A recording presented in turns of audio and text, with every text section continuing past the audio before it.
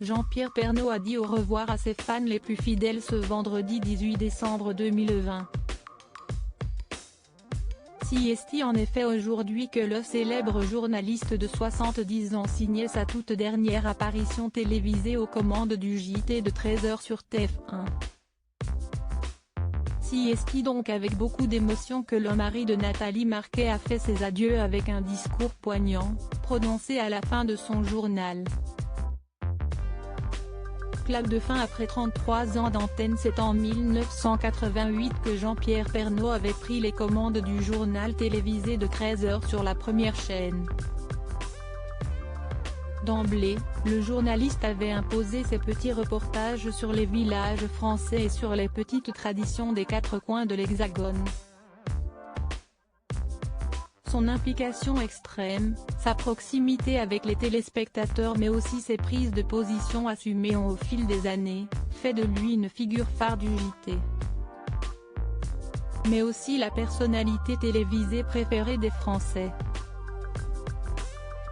De quoi permettre à TF1 de réaliser de beaux scores, 4,95 millions de téléspectateurs en moyenne en 2019 pour le 13h de TF1 contre 2,53 millions pour celui de France 2 par exemple.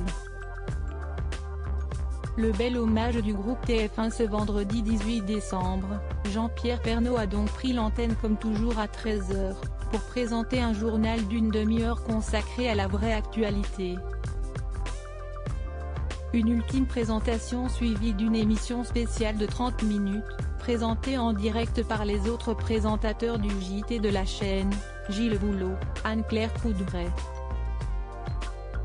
Mais aussi sa remplaçante, Marie-Sophie Lacaro. À 14h, Jean-Pierre Pernaut sera ensuite mis à l'honneur à travers un documentaire intitulé Jean-Pierre Pernaut, une histoire de la télévision française réalisée par le journaliste Michel Izard, proche de Jean-Pierre Pernaut. Jean-Pierre Pernaut en larmes pour dire adieu à 14h15, après un bel hommage des équipes du JT de 13h, Jean-Pierre Pernaut a pris la parole pour faire ses adieux. Il est temps pour moi de vous dire au revoir. On a créé des liens très forts. Ça a été une extraordinaire aventure.